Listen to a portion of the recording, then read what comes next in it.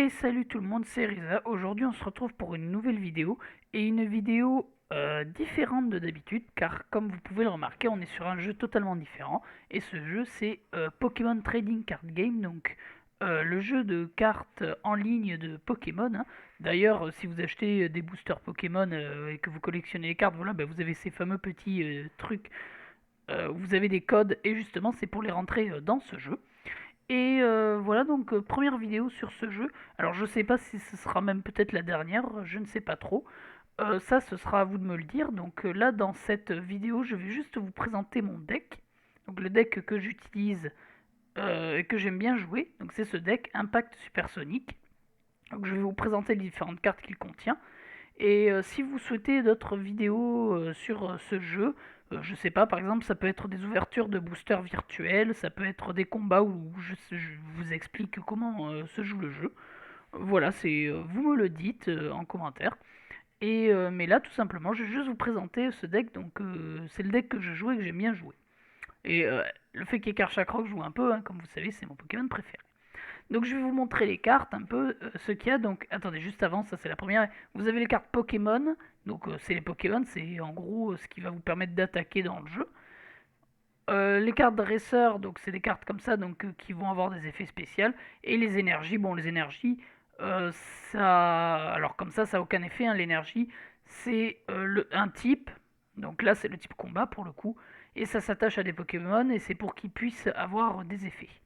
Donc voilà, l'énergie, hein, comme ça on le passe vite fait, hein. Souvent dans les decks vous en avez 20. D'ailleurs, vous voyez, là je vous présente la carte. Donc là, le 0, c'est pour les cartes échangeables, mais ça, bon, c'est peu importe. Et 20, c'est bon, échange bloqué. Mais si vous voyez, ce que vous voyez là, c'est le nombre de cartes qu'il y a. Donc là, ça veut dire que dans le deck, il y a 20 énergies. Il faut savoir que les decks sont de maximum 60 cartes. Donc là, bon, il y a les 60. Et voilà.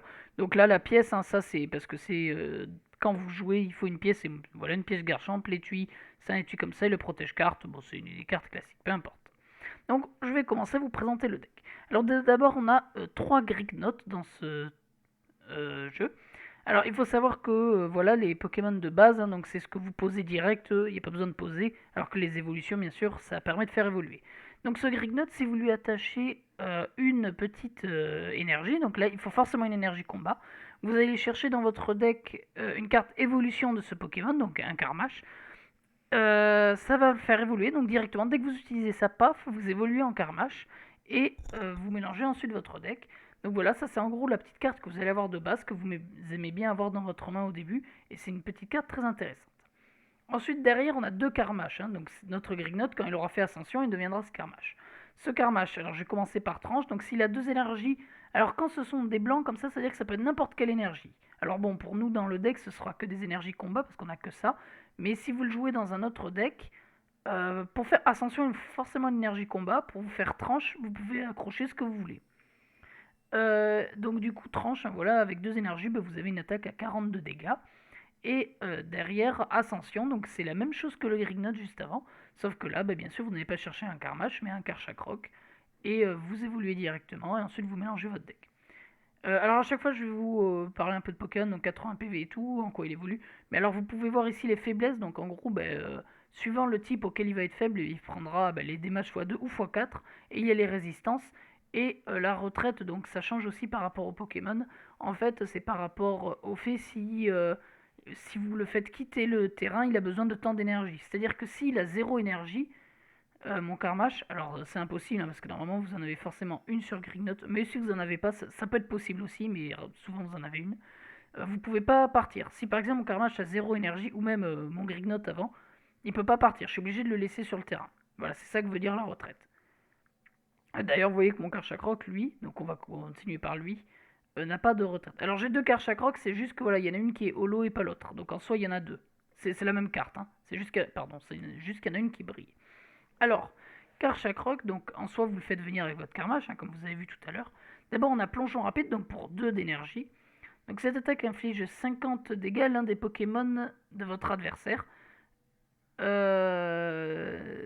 N'appliquez ni la faiblesse ni la résistance aux Pokémon de banc. C'est une attaque pas mauvaise, alors en soi c'est que 50, mais c'est à dire que normalement avec les attaques classiques, hein, comme là avec tranche, vous attaquez forcément dans le jeu. Alors si je vous fais une vidéo, je vous présente comment on joue, je vous l'expliquerai plus en détail. Mais en gros, vous avez des Pokémon de banc et le Pokémon actif. Et normalement, les attaques n'attaquent que les Pokémon actifs. Et là, tout simplement, avec plongeon rapide, vous pouvez attaquer qui vous voulez. Soit un Pokémon de banc, soit un Pokémon directement présent sur le terrain. Donc vous attaquez qui vous voulez. Et ensuite, derrière, on a l'âme royale. Donc si vous avez joué Cynthia de votre main pendant ce tour, cette attaque inflige 100 dégâts supplémentaires. Donc ce qui veut dire que pour 3 énergies, une combat forcément et 2 qui peuvent être quelconques, mais bon voilà, dans le deck, je ne vais pas à chaque fois le repréciser, mais voilà, on va dire pour 3 énergies. Donc votre attaque fait forcément 100, d'accord. Quoi que vous ayez, elle fait 100. Et si vous avez joué Cynthia, donc c'est une carte dresseur du jeu qu'on verra plus tard, et bien tout simplement votre lame royale fera 200. Et c'est juste énorme, hein, 200 ça tape comme un bourrin. Voilà, en plus comme vous voyez il a pas mal d'HP, donc très bonne carte ce Karchakroc, et vous pouvez l'avoir très rapidement, parce que Grignot, paf Karmash, paf Karchakroc, et normalement en 2 tours vous avez au moins cette attaque là, et après pim, vous avez déjà ça. Donc là voilà.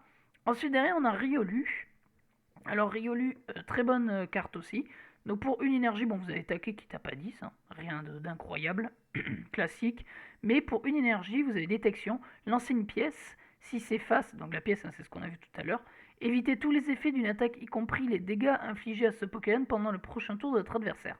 Tout simplement, si vous faites ça, en fait vous pouvez gagner littéralement un tour, vous lancez une pièce, si c'est face, ben juste en gros l'adversaire ne peut pas vous attaquer, point. Et si c'est pile, bon bah là, tant pis, hein, vous avez perdu au pile ou face. Et vous voyez qu'on a 3 petits Riolu dans ce deck. Bien sûr, qui dit Riolu dit Lucario. Donc vous avez fait évoluer votre Lucario. Donc l'attaque qu'il a, on va commencer par l'attaque. Donc pour 2 énergies, il a une attaque à 70. Et les dégâts de cette attaque ne sont pas affectés par les résistances. Donc en gros, s'il y a un adversaire qui résiste à votre attaque et est du coup de type combat, vu que Lucario est de type combat, eh bien ça n'appliquera pas les résistances. Alors ça peut avoir un intérêt face à certains decks, mais voilà. Et surtout on a Aura Prémonitoire, donc c'est pas une attaque, c'est un talent. Et ce talent fait que une seule fois lors de votre tour, avant votre attaque, vous le faites avant, si vous avez Karchakroc en jeu, vous pouvez chercher une carte dans votre deck puis l'ajouter à votre main. Donc en gros, si vous avez un Karchakroc directement en jeu, donc comme je vous l'ai vu tout à l'heure, c'est assez facile d'avoir un Karchakroc, et bien tout simplement avec votre Lucario, vous avez une pioche gratuite. Vous piochez au début de votre tour, hein, comme à peu près tous les jeux de cartes classiques, hein, où vous piochez au début de votre tour, et avec Lucario, pouf, vous avez directement une deuxième carte. Donc c'est une très bonne carte, ce Lucario. Alors d'ailleurs, vous voyez qu'on a 3 Riolu et qu'un seul Lucario.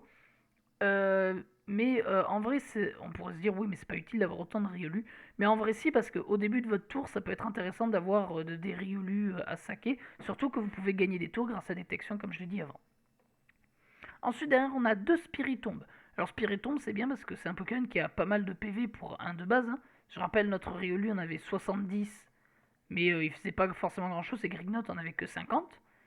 Et là, on en a 70 aussi comme Riolu. Mais ce qu'on a, c'est que pour une énergie, on a Monde Obscur, ajouter 2 cartes supporters de votre pile de défausse à votre main.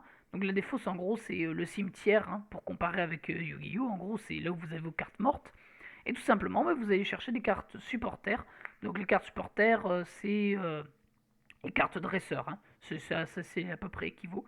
Et c'est très bien. Bah, en gros, si vous avez perdu des cartes, vous pouvez les retrouver, notamment Cynthia, hein, qui se combo avec Karchakroc. Et ensuite, on a Terrifié, donc qui est une attaque à 10. Si le Pokémon défenseur, donc défenseur, c'est en gros le Pokémon actif, est un Pokémon de base, donc c'est-à-dire pas un Pokémon évolué, ou un Pokémon qui n'a pas d'évolution, il ne peut pas attaquer pendant le prochain tour de votre adversaire. Donc Spiritomb est un très bon lead parce que tout simplement, vous l'envoyez, vous mettez une énergie, vous tapez l'adversaire, s'il n'a pas encore évolué, paf, et ben il peut absolument rien faire. Et vous le grattez gratuitement. Et c'est notamment très fort face aux Pokémon légendaires, parce que ben, tout simplement, les Pokémon légendaires souvent n'ont pas d'évolution. Hein, il n'y a que de très rares exceptions. Je pense notamment à Melmetal ou à Naganadel. Mais sinon, généralement non, et donc c'est pour ça que ce Pokémon est très fort en lead. Ou face aux légendaires. Ensuite, on a Hippopotas. Donc on a 3 petits Hippopotas. Et cette carte peut... Alors, c'est assez incroyable, souvent les petites évolutions ne sont pas très fortes. Là, vous voyez que déjà, il faut lui attaquer 3 énergies. Pour un Pokémon de base, c'est énorme. Mais s'il n'y a que 3 cartes ou moins dans votre deck, cette attaque inflige 130 dégâts supplémentaires. Donc ça inflige 50 de base.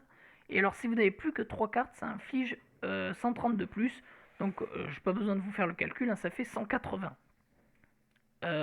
c'est simple, si vous avez plus de cartes, qu'on arrive vers la fin, que vous êtes fait entre guillemets stall, et bien vous avez ce Pokémon, et paf, tout simplement vous allez le poser avec vos 3 énergies. En gros, ça peut être une sorte de si vous vous faites rouler dessus et que vous perdez tout et vous n'avez plus de cartes dans votre deck, et bien vous pouvez avoir un Hippopotas qui peut vous carrer. En gros, c'est une carte qui va permettre d'essayer de retourner la game. Et vous en avez 3. Et derrière, vous avez quand même un Hippodocus. Donc vous voyez bien plus bulky. Vous voyez d'ailleurs, hein, je n'ai pas reparlé des coups de retraite avant, mais vous voyez là par exemple, il y en a 4 sur Hippodocus, donc c'est énorme. Donc là, pour 3, ce qui est logique, hein, vu qu'on en fallait 3 déjà pour Hippopotas, on a Tourbicep qui fait 50 et le Pokémon défenseur ne peut pas battre en retraite pendant le prochain tour de votre adversaire. En gros, il ne pourra pas le retirer avec sa retraite. Et ensuite, on a Cornement de Poussière qui fait 100 dégâts. Et si cette attaque inflige, cette attaque inflige 10 dégâts supplémentaires pour chaque énergie, chaque étoile dans le coup de retraite du Pokémon actif de votre adversaire. En gros, si le Pokémon adverse il a 2 étoiles de retraite, et bien cette attaque elle infligera 120. Donc en gros, vous infligez 100 à tous les coups, hein, parce que bon, vous avez vu hein, notamment sur Karchakroc, on n'a pas forcément de coup de retraite, mais généralement vous infligerez plutôt 110 parce qu'ils ont généralement minimum 1 de retraite. Donc un Pokémon qui aura beaucoup de coups de retraite, ben, ça fera prendre plus de dégâts par canon de poussière. Ensuite, on a 2 petits Solarrock, Pokémon de base, très utile aussi. Pour une énergie, ben voilà, vous piochez 2 cartes, donc vous l'avez en lead, vous pouvez piocher. Vous voyez, jusqu'à avoir vos Grignottes pour avoir vos Karmash et vos Karchakroc, ou avoir des Hippopotas et des Hippodocus, qui, vous voyez, sont les cartes qui vont taper fort. Et on a Chaleur Solaire, donc qui fait 20 minimum. Et s'il y a une carte stade en jeu, cette attaque inflige un dégât supplémentaire. Alors, je sais plus si dans le deck il y a une carte stade, sur le coup là j'ai un trou. Mais si l'adversaire, bref, en joue une, et ben, vous allez juste taper un peu plus fort. Donc voilà, pas trop. Il est bien surtout pour la pioche, ce Pokémon. Et 90 HP, quand même. Ensuite, on a un petit Manglouton. Donc, Manglouton de base. Donc, pour une étoile, votre adversaire dévoile sa main. Donc, c'est ça, vous faites espionnage. Ben, vous connaissez la main de l'adversaire. Alors, ça peut être très inutile comme très utile, hein, ça dépend des utilisations. Et en deuxième attaque, on a Bélier, donc ça fait 30. Mais vous infligez du recul, hein, comme l'attaque de base. Et on a 3 Mangloutons. Et derrière, on a 2 Argoust. Donc pour 2 étoiles, on a Identifié, donc qui fait 20 minimum. Et votre adversaire dévoile sa main. Donc c'est comme l'attaque juste avant espionnage, sauf que là, vous infligez des dégâts. Et si vous y trouvez un Pokémon, cette attaque inflige 80 dégâts supplémentaires. Donc tout simplement, vous infligez 100. Donc pour 2 étoiles, si dans la main de votre adversaire il y a un Pokémon, vous infligez 100 avec cette attaque, ce qui est très bien. Et après pour 3 étoiles, vous avez une attaque qui inflige 70 sur. Donc ça en gros c'est un gros coup de poker, clairement. Donc ce Pokémon peut être très très fort. Ensuite derrière on a un type 0. Bon bah voilà, il a pour 3 étoiles, frappe de tête, ça fait 70. Et pour 2 étoiles, impact impitoyable, ça fait 30 minimum. Si le Pokémon actif de votre adversaire a déjà des marqueurs de dégâts, cette attaque inflige 30 de plus. En gros, si vous lui avez déjà infligé des dégâts, cette attaque infligera 30 dégâts de plus, donc 60. Donc bon, c'est toujours mieux de faire frappe tête, mais si vous avez que 2 énergies attachées, c'est bien d'avoir ça. Et on passe de suite aux cartes dresseurs. Donc les cartes dresseurs. D'abord, on a le Malasada Maxi, on en a qu'un, c'est facile. Soignez 20 dégâts, donc en gros, si vous avez pris des dégâts, vous en soignez 20. Et retirez un état spécial de votre Pokémon actif, sachant que c'est comme dans le jeu Pokémon de base, vous pouvez être empoisonné, paralysé, brûlé, et bien ça l'enlève. Voilà, c'est une sorte, ça vous heal un peu et ça vous enlève un statut. Vous pouvez être endormi aussi. La corde de sortie, donc vous en avez une. Chaque joueur échange son Pokémon actif avec l'un de ses Pokémon de banc. Si votre adversaire échange en premier, non, votre adversaire échange en premier, c'est tout. Et si l'un des joueurs n'a pas de Pokémon de banc, il n'échange pas de Pokémon. Donc en gros, votre adversaire va devoir échanger son Pokémon actif avec son Pokémon de banc, et vous allez devoir faire pareil, mais vous jouez en deuxième. Donc ça peut être utile si vous êtes en gros désavantage. Ou par rapport au coup de retraite, hein, comme on a vu, imaginons que vous avez mis un Hippodocus, vous voulez passer un Karchakroc, vous pouvez le faire comme ça. Donc ça peut être sympa. Ensuite, Faible Ball, on en a 2. Tout simplement, vous allez chercher un Pokémon de base dans votre deck, vous le placez sur le banc et vous mélangez votre deck. Et comme vous avez vu, on a quand même pas mal de trucs. On a les Spiritombes, les Solarrock, le type 0, les Grignottes. Donc cette carte est vraiment très très forte, surtout que vous choisissez ce que vous voulez. Le registre ami, on en a un. Mélangez 2 cartes supporters de votre pile de défausse avec votre deck. En gros, c'est littéralement on prend 2 cartes de notre cimetière, on la remet dans notre deck, donc c'est toujours très bien. Ensuite, derrière, la civière, on en a une Donc on a deux effets sur cette carte et on en choisit une. Donc soit on ajoute un Pokémon de notre pile de défauts à notre main, donc un Pokémon mort, pouf, on le reprend. Donc voilà, ça peut avoir plein d'utilités. Reprendre un Karchakroc, reprendre Lucario pour piocher si on l'a fait tuer sans faire exprès. Ou on peut mélanger trois Pokémon de votre pile de défauts avec votre deck. Là c'est en gros soit on prend un Pokémon et on l'a direct dans notre main, soit on reprend trois Pokémon mais ils sont quelque part dans notre deck. Les Chronoballs, lancer deux pièces. Pour chaque côté face, cherchez un Pokémon évolutif dans votre deck, montrez-le, puis ajoutez-le à votre main. En gros, vous lancez deux pièces.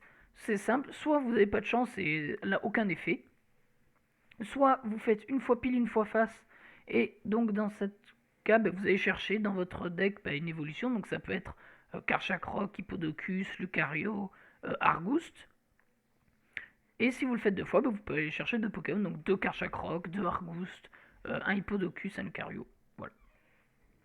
Cynthia, voilà la fameuse carte qui se combine avec Karchakroc.